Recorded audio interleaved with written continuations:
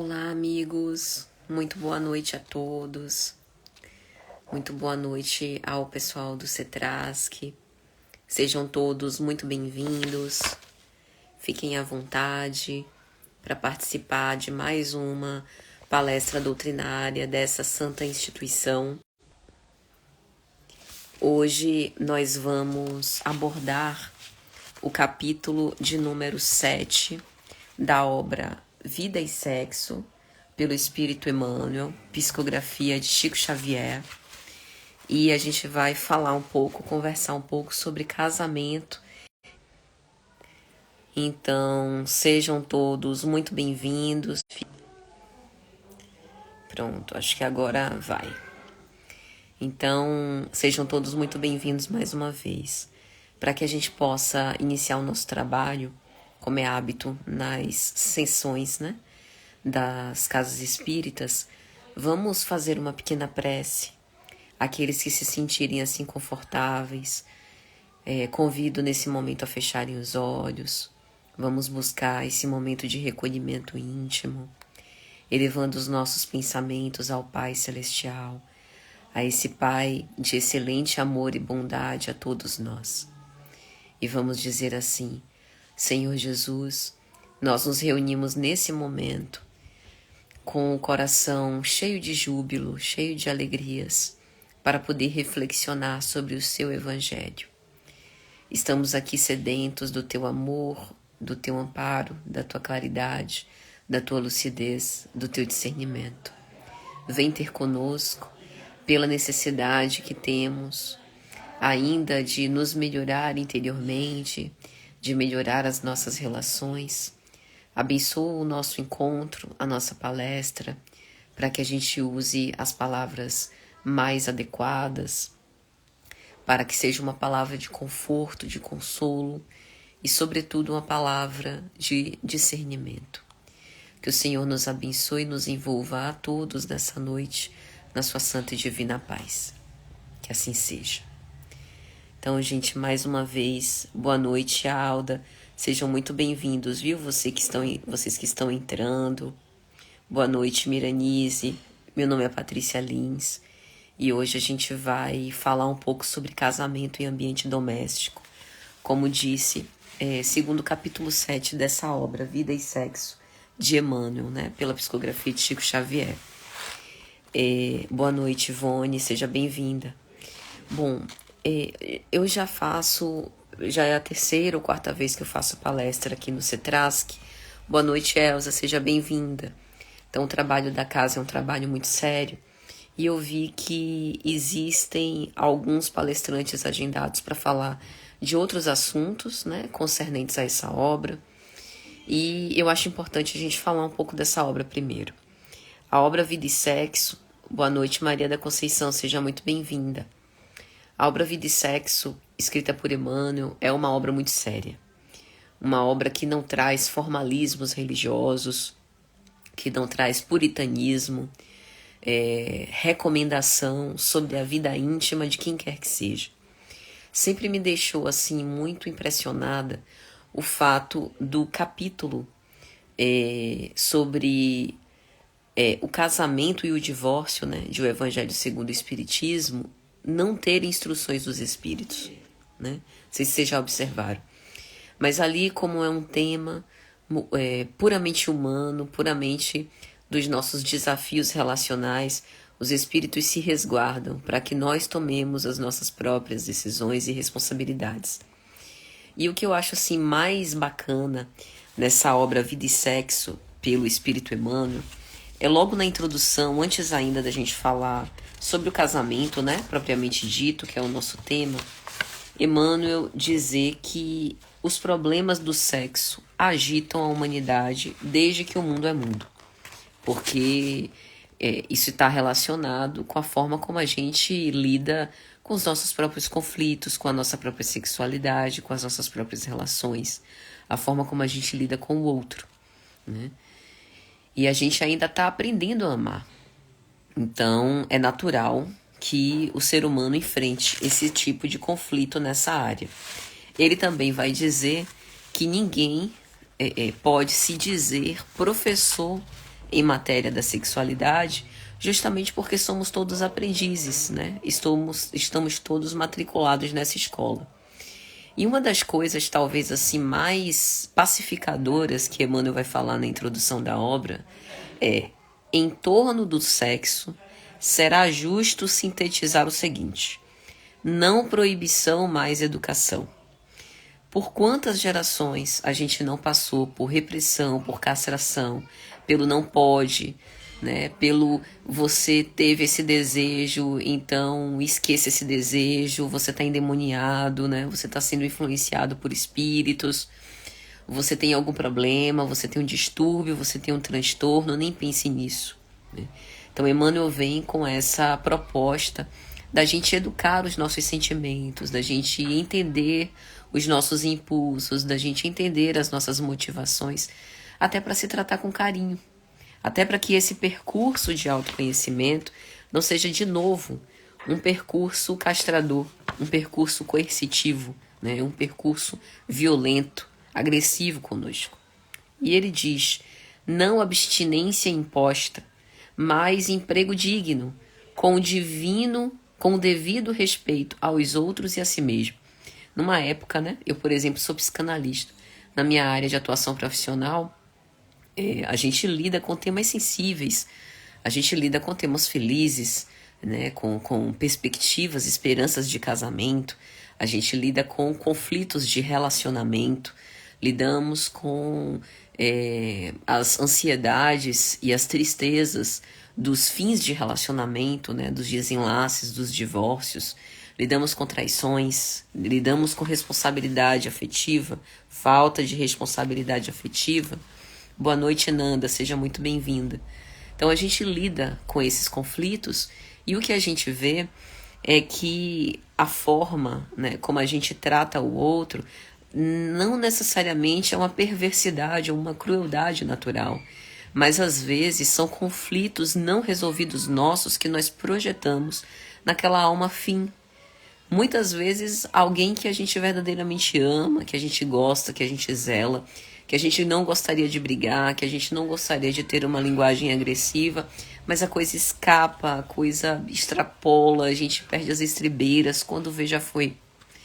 Então eu particularmente observo que isso, né, do emprego digno, primeiro tem que ter um emprego digno de nós para conosco. Primeiro, nós precisamos nos fazer as pazes com o nosso desejo, fazer as pazes com quem nós somos, termos paciência com os nossos processos, nos amar, para que assim a gente possa estabelecer uma realização edificante, uma relação estruturada, uma relação equilibrada, uma relação parceira, né? De partilhas saudáveis, porque muitas vezes a gente não acha que merece cenas felizes. Às vezes nós somos atormentados pelo complexo de culpa. Então, quando a gente se vê, a gente está preso em relações que são sempre tumultuadas, relações que são sempre repetitivas, em cenas de abuso que a gente tolera, mas não é porque a gente gosta, porque a gente quer sofrer. É porque a gente inconscientemente atrai e se vê sempre repetindo esses velhos ciclos, porque nós estamos negligenciando o atendimento de necessidades emocionais nossas, que ninguém poderá se responsabilizar por elas a não ser nós mesmos.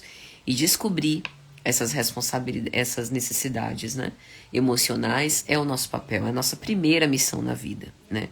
Não salvar ninguém, não cuidar de ninguém, não proteger ninguém, mas salvar a nós mesmos, para que a gente não se entregue desamparadamente às relações e para que a gente não super exija dos outros, né? Boa noite, Tânia, seja muito bem-vinda.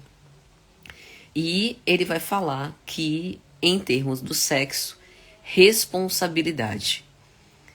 Então ele vai falar: sem isso seria nos enganar, lutar sem proveito, sofrer e recomeçar essa obra dedicada ao amor e à vida. Responsabilidade. Cada decisão que a gente toma, a gente tem a responsabilidade de arcar com os seus efeitos. E o casamento é uma decisão muito importante. Então, assim, a gente está falando de um tema que é um tema, assim, que todos têm, né? Todo mundo sabe o que é um casamento. Um casamento é um enlace afetivo, é um vínculo entre almas que se propõem a se consorciar, a viver juntas, a conjugalidade. O que é a conjugalidade? Conjugalidade é dividir. Dividir o quê? Dividir tudo. Dividir tristezas, dividir custos, dividir responsabilidades, dividir alegrias, dividir responsabilidades, né, na educação dos filhos, responsabilidades, né, na manutenção de uma casa, projetos em comum, né? Casamento, conjugalidade é parceria. Mas não é uma parceria estanque, né? É lógico que num casamento ou fora dele sempre preservaremos a nossa individualidade, mas num casamento está sendo formado um terceiro ente, que é a intersubjetividade, ou seja, é o resultado da interação entre duas individualidades que se juntam e se transformam a partir daquela relação. Só que, veja só, se nós entramos conflituosos, cegos e autodesconhecidos numa relação, o que é que a conjugalidade terá por efeito? Problemas. Problemas, desgastes, confusões, abusos, conflitos, mal-entendidos, mágoas. E um casamento, por melhores intenções que tenham as pessoas, eu casei achando que era o amor da minha vida, que era o príncipe encantado, né? Que era a pessoa assim que eu amei desde sempre e nunca teve outro. Mas depois que eu me casei, só veio confusão. Quem se casa sem ter o coração aberto para perdoar não vai durar. Boa noite, Raimunda, seja muito bem-vinda. Porque o casamento é uma relação íntima. Veja que quando Jesus conta as parábolas, ele utiliza muito a figura do casamento. Ele utiliza a figura do casamento para falar da comunhão do ser espiritual com o Pai. Justamente por conta dessa ideia que a conjugalidade, eu não vou só juntar a minha parte com a parte de outra pessoa. Boa noite, Josane. Seja bem-vinda. Rosa também. Mas eu vou me misturar. Eu vou cultivar juntos sonhos, cultivar juntos projetos, cultivar juntos expectativas. E se eu não estiver disposta a me frustrar e sobreviver, se eu não estiver disposta a consertar toda vez que quebrar, o casamento não se estrutura. Não tem condição. Então, para o casamento é preciso amor? Sim, né? Acima de tudo. Mas a gente está falando no amor no sentido amplo. Um amor que inclui compreensão, que inclui paciência, que inclui perdão, que inclui tolerância, que inclui indulgência, né? Um amor que inclui a capacidade de eu entender o mundo também sob a perspectiva de uma outra pessoa que pode ser completamente diferente de quem eu sou. E nós precisamos começar a nos acostumar com a ideia de que ninguém conhece ninguém. A gente nem se conhece. Então, um casamento também é uma plataforma, um instrumento de autoconhecimento. A gente vai se descobrindo ao longo da relação, ao longo das experiências, né? Os estímulos externos vão evocando em nós sentimentos, vão evocando em nós sensações, né? Ideias. Então não está tudo pré-formatado como desde o início. Um casamento, ele também se repactua ao longo do tempo. E quem não está maleável a isso, não consegue levar à frente o casamento e desestrutura o ambiente doméstico. Tem uma expressão muito bonita, eu acho. Algumas pessoas acham que é algo machista, eu não vejo assim. Uma expressão judaica, né, hebraica, que diz que a mulher é o esteio do lar. Boa noite, Dicinha, seja muito bem-vinda. Dicinha e Cidinha. E eu acho isso bacana, assim, do ponto de vista que, lógico, a responsabilidade da edificação do lar não está nas costas da mulher, mas é uma expressão muito bonita para falar da importância da sabedoria que homem e mulher têm que ter com o objetivo de preservar o ambiente doméstico. Então a gente vai fazer o seguinte, eu estou com um livro aqui em mãos, eu não sei se todo mundo tem acesso, como a gente vai trabalhar o capítulo 7, eu vou lendo e comentando, para a gente fazer um estudo junto, tá certo? Então vamos lá. Emmanuel começa o capítulo 7, intitulado Casamento, trazendo a questão 695 de O Livro dos Espíritos. Kardec pergunta: será contrário à lei da natureza o casamento, isto é, a união permanente de dois seres? E os imortais vão responder o seguinte: é um progresso na marcha da humanidade. Quão atual é esse questionamento no momento que a gente está vivendo hoje? Porque o momento que a gente está vivendo hoje, boa noite, Lúcia, seja muito bem-vinda, é um momento que a gente tem novas estruturas familiares, novos tipos de relacionamentos. A gente tem relacionamentos fechados, relacionamentos abertos, relacionamentos mistos, amor livre. A gente tem organizações de casal de 2 pessoas, organizações de casamento, incluindo grupos, 3, 4, 5, 6 e quantas pessoas, né, aquilo for compactuado, aquilo for organizado entre os entes, né? E quando a gente observa sociologicamente, a instituição do casamento, ela sempre visou garantir a estrutura da família.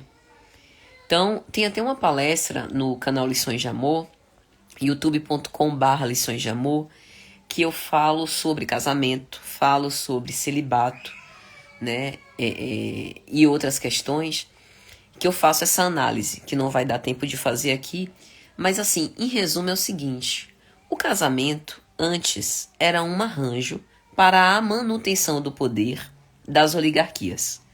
As famílias tinham muito dinheiro, não queria que esse patrimônio fosse dilapidado e passado para terceiros, então o casamento era uma forma de deixar o dinheiro reservado ali com os conhecidos, para que o poder não fosse atenuado, não fosse perdido. Era isso que servia o casamento. Então isso da relação dos pais com os filhos, do casamento por amor, né? Dessa relação conjugal, ter a realização de sonhos, dessas necessidades emocionais atendidas, desse todo panorama afetivo, isso é coisa recente. Século XVII, século XVIII para cá. Que antigamente casamento era esse grande arranjo. E à medida em que começou a ser colocada em voga, né, a abertura das ideias, o uso da racionalidade, essa ideia começou a mudar. Veio a emancipação feminina, né, muito mais recentemente. Então essa ideia começou a ficar um pouco mais desconstruída a ponto da gente viver hoje essa grande fluidez nos relacionamentos, né? E alguns colegas meus, né? Alguns profissionais que lidam diariamente nessa área de relacionamento, apostarem que o casamento está com os dias contados, que a monogamia é uma instituição já falida e que é questão de tempo para isso se dissolver, vindo então o retorno da poligamia e dessas relações amorosas completamente maleáveis, vamos dizer assim. A gente está numa palestra espírita e por isso Emmanuel traz essa questão 695.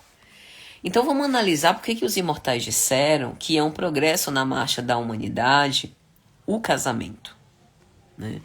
Emmanuel vai dizer o seguinte, ele vai comentar: o casamento ou a união permanente de 2 seres, como é óbvio, implica o regime de vivência, pelo qual 2 criaturas se confiam uma a outra no campo da assistência mútua.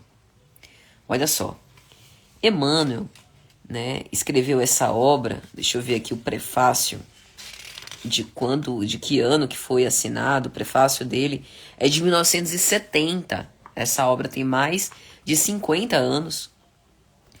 E recentemente, Zygmunt Bauman, sociólogo polonês, que fala sobre essa fluidez dos relacionamentos da pós-modernidade, vai comentar que esses relacionamentos poligâmicos, né, que são os trisais e coisa que o valha, ele observa que tem uma certa insegurança emocional nesses relacionamentos. É como se a pessoa não confiasse, digamos assim, em entregar o seu coração, em devotar os seus sentimentos a uma única pessoa. E como um mecanismo de defesa, como um mecanismo de fuga, pulverizasse, digamos assim, né? Multiplicasse, dividisse esses seus sentimentos a várias pessoas. Porque assim não há comprometimento, responsabilização com uma pessoa em especial. Só que isso tem efeitos. Tem efeitos sobre a saúde mental, tem efeitos sociais, né? Tem efeitos econômicos, efeitos que ele vai analisar lá na obra. Tem uma obra dele que é Amores Líquidos, que ele fala sobre isso. E isso está coadunado, né? Isso vem justificar essa afirmação de Emmanuel.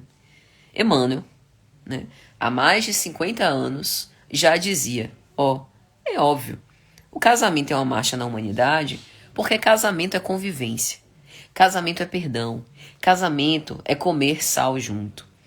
Não tem distração, né? Não tem a intervenção de terceiros naquela relação. Casamento é uma relação íntima. Casamento é uma relação em que os pequenos conflitos vão ganhando amplitude com o dia a dia.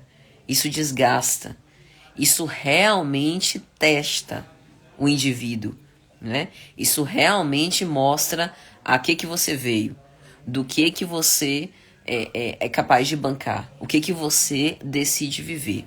E isso pode ser, né, o casamento, uma plataforma para o progresso moral do indivíduo. Por quê? Pense comigo.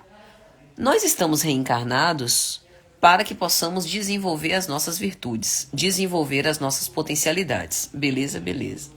Posso fazer isso sozinha? Não. Ninguém progride moralmente sozinho. Intelectualmente, eu posso ficar muito sabida. Eu pego esses livros aqui, me interno num quarto como esse aqui que eu tô, passo um mês, saio sabida que só o danado, né? Faço um bocado de curso online, né? Escrevo livros com base nos livros que eu li, mas progredir moralmente, ser mais paciente, ser mais tolerante, ser mais indulgente, né? Perdoar mais, ser menos rigorosa, só convivendo com outra pessoa. E o casamento nos dá essa condição. Porque nós estamos descobertos, né? No sentido de que num casamento tenham também uma partilha afetiva. Então, não é que seja completamente assim em todos os casos, mas a tendência é que com o tempo as nossas defesas se rebaixem, a gente se mostre mais como a gente é. E isso é proveitoso. É proveitoso para o nosso percurso de autoconhecimento, é proveitoso para a gente saber quem é a pessoa com quem a gente está convivendo, e pode ser muito proveitoso se eu souber converter essa experiência em sabedoria para que eu possa crescer. Assim como uma doença pode ser muito proveitosa, assim como uma traição pode ser muito proveitosa, uma desilusão pode ser muito proveitosa. Um casamento também pode.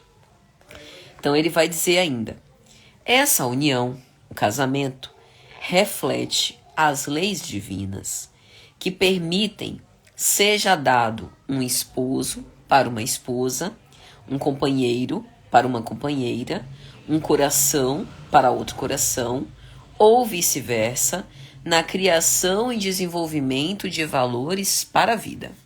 Aqui a gente precisa fazer um pequeno comentário, porque na obra fica evidente que ele está falando sobre relações heterossexuais. E a gente sabe das diferentes configurações de casamento, né? Das associações, por conta da diversidade, né? Das orientações sexuais. Então, tentemos pensar o que Emmanuel está falando sobre a união de dois seres, que é essa palavra utilizada em O Livro dos Espíritos. Não se coloca ali a união do homem com a mulher, ou a união de duas mulheres, ou a união de dois homens, a união de dois seres, né? E aí a gente já abarca todas as configurações possíveis, incluindo, né, as diferentes orientações sexuais e, portanto, a diversidade que há nesse sentido. Pois bem, então o que Emmanuel está falando é que essa união do casamento, com um coração dedicado ao outro, então a gente está falando de uma união sincera, uma união coração a coração, é uma união que não tem interesses materiais, que não está privilegiando interesses materiais, né? Ou seja, a gente não está falando aqui de casamento de interesse, a gente não está falando aqui desses arranjos, né? A gente está falando de uma relação que é motivada pelo sentimento autêntico, né? Que visa criar e desenvolver valores para a vida. Por quê? Bem, se o casamento, a princípio, é esse enlace duradouro, qual é a maior riqueza que eu oferto e que eu recebo no casamento? O tempo. O meu tempo está sendo utilizado, né? O meu tempo está sendo dedicado para aquela relação. E o tempo do outro também.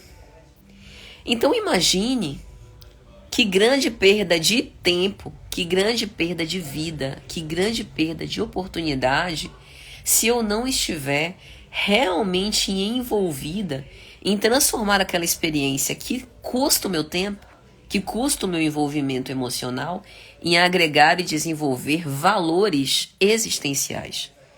E que valores que a gente está falando, né, que são esses, né? Porque assim, quando a gente fala desses valores existenciais, às vezes a gente pensa muito no ambiente do centro, no ambiente do templo, no ambiente da igreja. Mas o casamento, uma união humana, uma união carnal, né, uma convivência entre imperfeitos, ela pressupõe também, ela requer muita renúncia, ela requer muita paciência, ela requer muita tolerância, ela requer que a gente se suporte. Se suporte no sentido de dar suporte. Ah, Patrícia, mas eu não sou Jesus, né? Eu sou uma pessoa falha, eu reconheço que eu tenho tantos defeitos, né? Eu já tô aqui às voltas com os meus conflitos. Eu vou dar suporte a quem? Eu não tenho, às vezes, condição de dar suporte a mim mesmo. Tem vezes que eu nem me aguento. Como é que eu vou dar suporte a outra pessoa? Essa é a grande magia. Porque, adivinhe, a pessoa que vos fala aqui, nessa palestra de hoje, também não tem perfeição alguma. E eu não tô numa condição aqui de professora, né, de quem sabe muito para dividir com vocês. Eu tô na mesma condição evolutiva ou até pior. E nós estamos juntos justamente para prestar suporte uns com os outros, né? Para que a gente possa trocar ideias, trocar concepções, trocar valores, construir novos raciocínios. E que outra coisa a gente não faz, né? Num casamento. A gente também faz isso. Ou a gente deveria fazer isso. Ah, Patrícia, mas casamento pra mim, eu vejo pelo exemplo dos meus pais, é aquela briga, aquela confusão, implica com o outro. Realmente, tem muitos casamentos que ficam nessa base. Mas nós que somos cristãos e espíritas, nós estamos tendo a oportunidade de reflexionar sobre o imenso valor que um casamento pode ter para que nós possamos ascender moralmente com ele. Quem não conhece a história de Emmanuel e Lívia, né, que é retratada, inclusive, com detalhes na obra Há 2000 Anos, que é um romance de Emmanuel, né? Quem não leu ainda, recomendo fortemente. Lívia era uma mulher santa, aquela mulher, né? Renúncia era o sobrenome dela. Então ali a gente vê um casamento realmente difícil, né? Emmanuel com sérias dificuldades, né? Ali como Públio Lentulus, para entender também o papel dele. Só depois ele consegue despertar. Mas dentro do que a gente consegue dar, é uma construção a que nós estamos convidados, né? Tânia comenta aqui: temos sim, busca no sentido de suporte, não de perfeição. Exatamente, Tânia.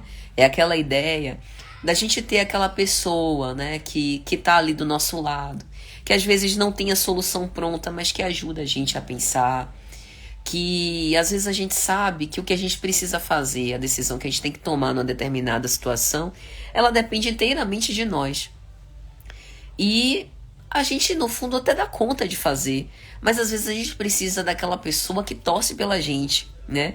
Daquela pessoa assim que, olha, independente do que acontecer, seja lá o que for, eu tô do seu lado, né? Eu confio no seu potencial, a gente tá junto. O que você precisar, me diga em que eu posso te ajudar para facilitar mais esse trabalho, né? Ou então, vá cuidar dessas coisas que eu cuido, né? Das coisas aqui que estão divididas entre nós. Depois você volta, a gente inverte. Tem uma dinâmica, essa dinâmica de suporte, de auxílio mútuo, né? Como se fosse uma cooperativa. Eu não gosto muito de alguns coaches, com todo o meu respeito aos profissionais, viu, gente? Eu não tô querendo denegrir a imagem de ninguém, longe disso. Mas eu não gosto muito da ideia que muitas vezes é divulgada por alguns coaches de casamento como empresa. Vou explicar por que eu não acho essa ideia legal. Porque assim, ó, empresa gera lucro. E empresa tem superiores e inferiores. Empresa normalmente tem funcionários, tem normas, tem protocolos, tem horários de chegada e de saída. Empresas têm aquisições, empresas têm caixa. Tudo bem que num casamento também tem dinheiro envolvido, né? Também tem custos, também tem despesas. Mas eu não consigo identificar numa empresa, por mais que tenha aquela ideia de vestir a camisa da empresa, de também dedicar uma parcela da sua vida em prol, né, das expectativas e dos sonhos da empresa, eu não vejo muito a questão do sentimento. Então, eu prefiro entender um casamento como uma cooperação, nem uma cooperativa, mas como uma cooperação. Como a instituição, por exemplo, da Casa do Caminho no cristianismo primitivo, em que cada um entrava com aquilo que podia dar. Na Casa do Caminho de Simão Pedro, entrava rico, entrava pobre, entrava leproso, entrava são, entrava todo mundo. Primeiro que todos eram considerados irmãos. Então não tinha essa ideia, né, de verticalidade das relações. Eu mando e você obedece, né? Havia ordem, havia disciplina, havia divisão de trabalhos, havia atribuição de tarefas. Era uma coisa organizada. Mas não era exatamente algo autoritário. Então, lá, os recursos eram partilhados para o bem de todos. Todos eram assistidos na sua necessidade. Quando um podia dar mais, ele dava. Quando ele não podia, ele dava menos. E era assistido do mesmo jeito. Eu, particularmente, acho essa ideia mais parecida com esse molde do casamento. O casamento verdadeiro, né? Dicinha comentando aqui, maravilhosa obra há 2000 anos, né? Por quê? Porque num casamento, às vezes, um vai ficar, por exemplo, em relação às finanças, sem trabalhar e fazendo, sei lá, uma transição de carreira, fazendo uma mudança. O outro vai ficar mais com as atividades domésticas ou cuidando mais dos filhos. Depois, lá na frente, isso pode se inverter. São pactos, né, que não necessariamente vão impactar no ambiente doméstico, mas são pactos feitos dentro daquele enlace afetivo. Se o amor não estiver presente, estruturando isso, como, né, no cristianismo primitivo, nessa ideia da igreja cristã primitiva, a coisa não funciona. Porque se for uma empresa, então a gente vai fechar a empresa e demite todo mundo. Consegue perceber? O que eu estou querendo dizer com esse não gostar, digamos assim, de considerar uma empresa? É mais nesse sentido. Para que a gente possa colocar mais o nosso sentimento, o nosso envolvimento pessoal. Então, voltando para Emmanuel, ele vai falar: imperioso, porém, que a ligação do casamento se baseie na responsabilidade recíproca, uma vez que na comunhão sexual um ser humano se entrega a outro ser humano e por isso mesmo não deve haver qualquer desconsideração entre si. Quando as obrigações mútuas não são respeitadas no ajuste, a comunhão sexual injuriada ou perfidamente interrompida costuma gerar dolorosas repercussões na consciência, estabelecendo problemas kármicos de solução, por vezes muito difícil, porquanto ninguém fere alguém sem ferir a si mesmo. Indiscutivelmente, nos planos superiores, o enlace entre dois seres é espontâneo, composto em vínculos de afinidade inelutável. Na Terra do futuro, as ligações afetivas obedecerão a idêntico princípio, e por antecipação, milhares de criaturas já desfrutam, no próprio estágio da encarnação, dessas uniões ideais, em que se jungem psiquicamente uma a outra, sem necessidade da permuta sexual mais profundamente considerada, a fim de se apoiarem mutuamente na formação de obras preciosas na esfera do espírito. Vamos analisar isso aqui. Responsabilidade recíproca. Eu não tenho controle sobre a responsabilidade do outro na relação. Fato. Eu não tenho controle sobre a fidelidade do outro. Eu não tenho controle sobre o investimento do outro na relação. Eu posso estar num casamento, casada sozinha, e a outra pessoa está dizendo que está casada comigo, mas na verdade, está bordejando por outros lugares, né? E a gente sabe que com a internet, com a virtualização dos afetos, isso é um grande problema. Então, a responsabilidade é um compromisso individual. Individual. E o que é que a gente vai fazer, Patrícia?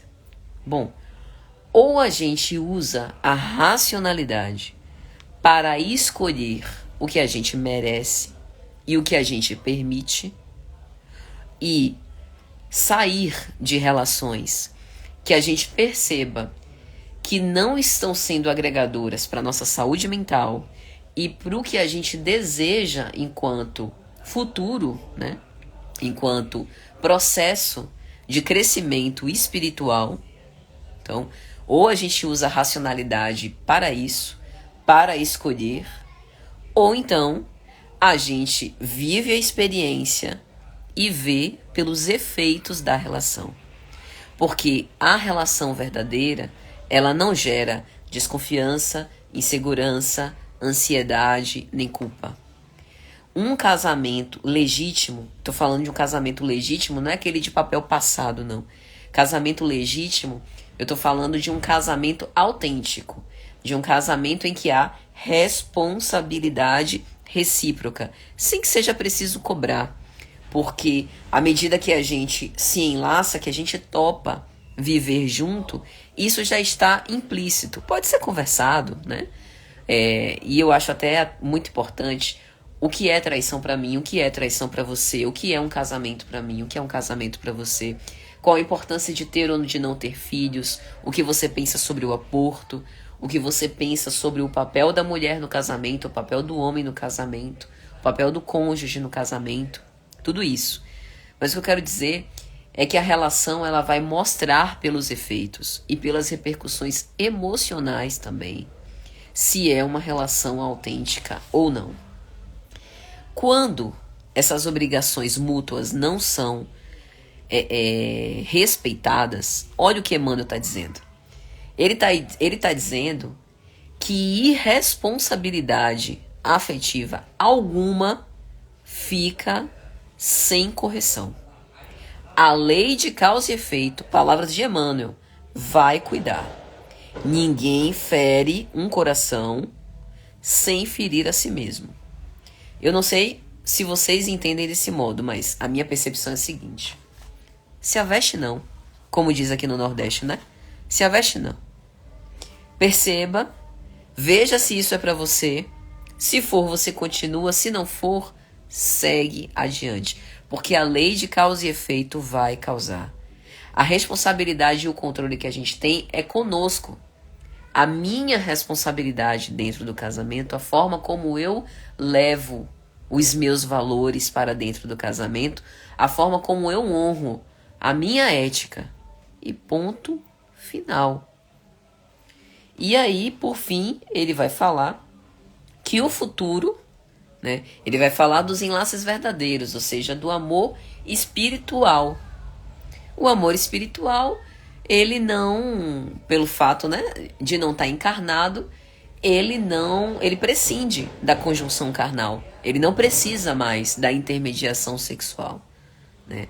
O que não é o caso dos casamentos da Terra. Mas há também exceções, né? Há casamentos em que os casais pactuam e também não tem mais essa necessidade, né? Mas não é genericamente falando o caso, mas ele vai falar que na Terra do Futuro esse apoio mútuo, esse carinho, né? Essa permuta se dará mais na esfera do espírito do que propriamente na esfera do corpo.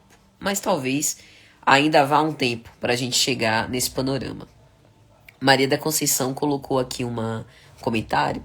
O casamento é um verbo que ainda não aprendemos a conjugar, né?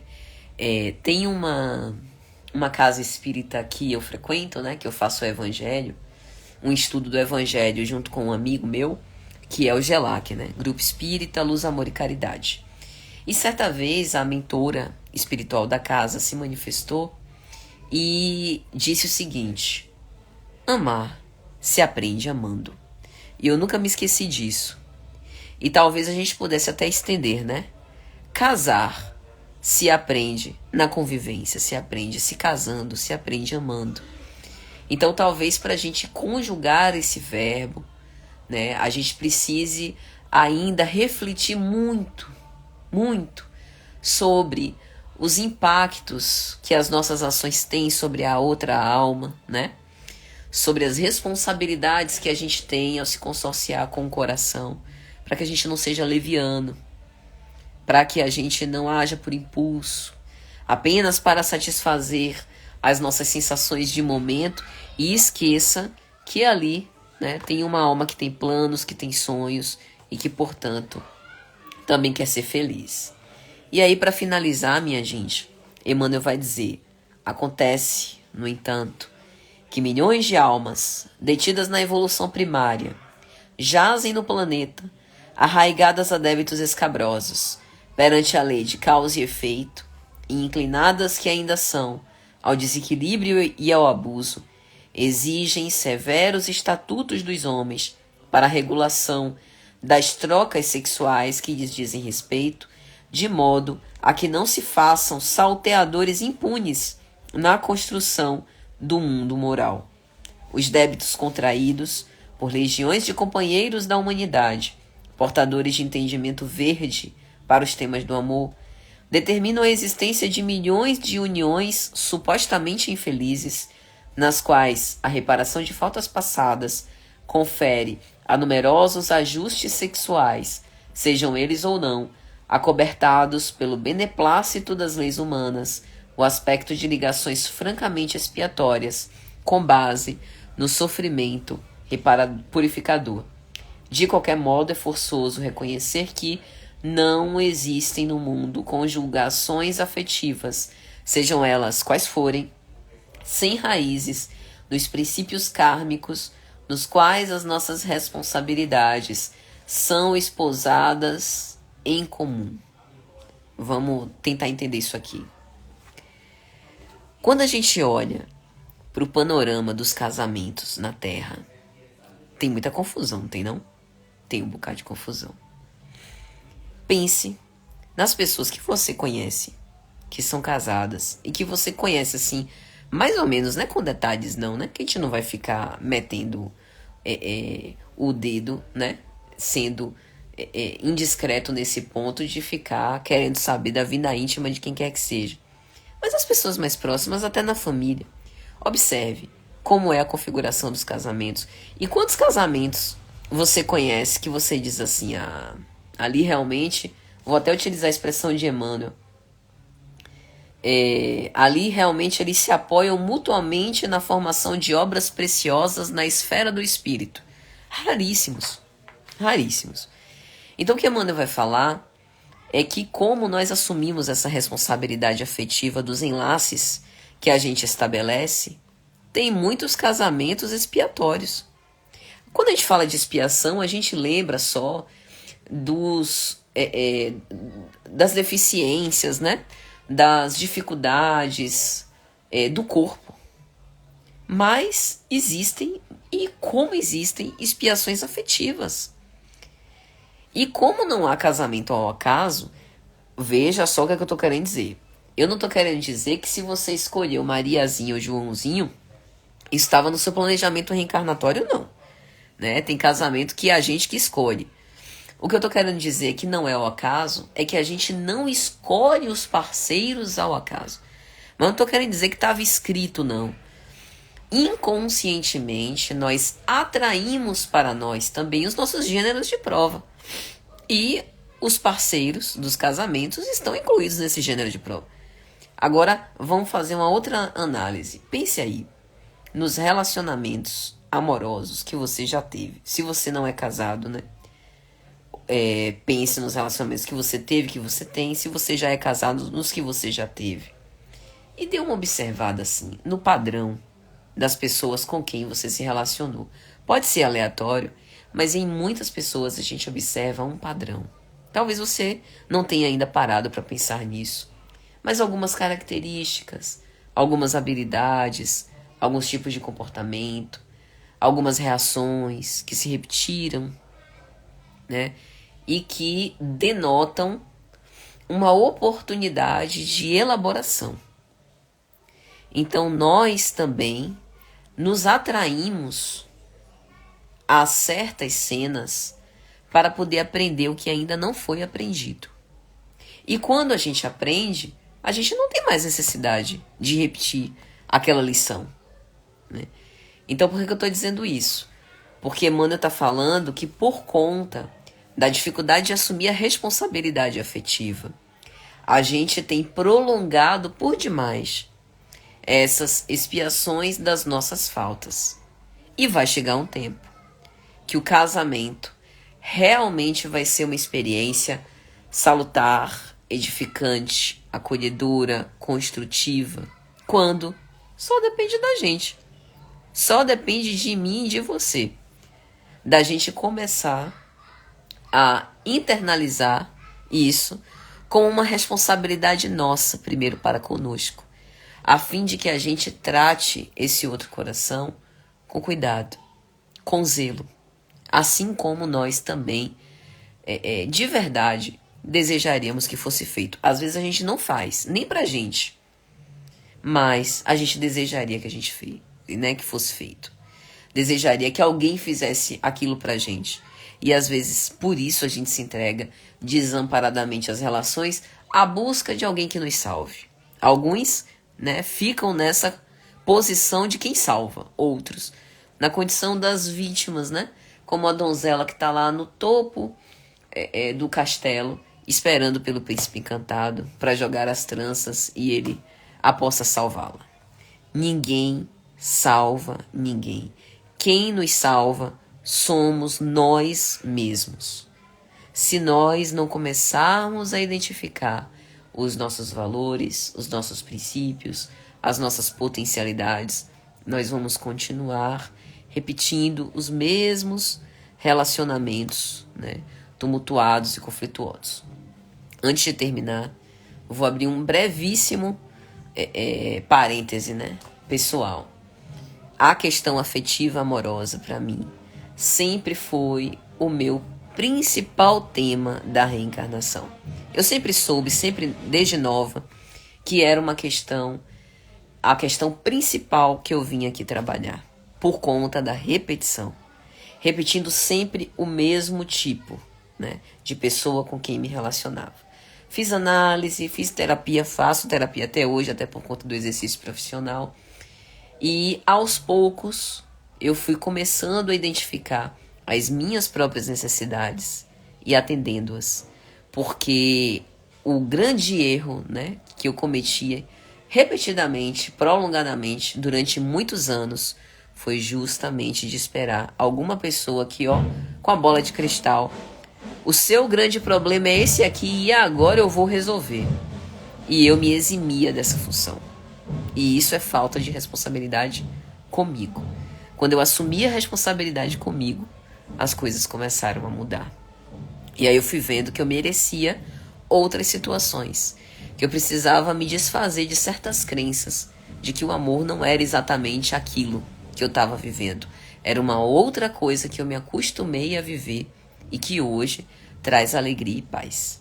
Então eu desejo, né, a todos nós que a gente faça boas escolhas, que a gente se trate com essa alegria e paz para também partilhar dessa alegria e paz com todos que nos cercam. Gente, espero que vocês tenham gostado.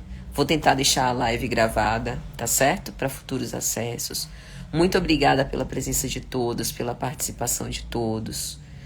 Que Deus abençoe a cada um e vamos terminar com uma prece. Senhor Jesus, nós te agradecemos por esse momento, pela tua iluminação, pela tua assistência, pelo teu infinito amor. Te rogamos paz, misericórdia, caridade, que a gente tenha perseverança para continuar enfrentando as nossas dificuldades, sofrimentos e conflitos com muita paz no coração. Que o Senhor nos abençoe, nos ilumine, nos proteja e nos envolva a todos com sua santa e divina paz. Que assim seja. Um abraço, gente, e até a próxima, se Deus assim permitir. Boa noite, eu que agradeço, viu? Deixa eu mandar um beijo aqui pra Aninha, Alda, Rosângela, Dicinha, Bárbara, Tânia. Que bom contar com vocês. Tchau, gente, até a próxima.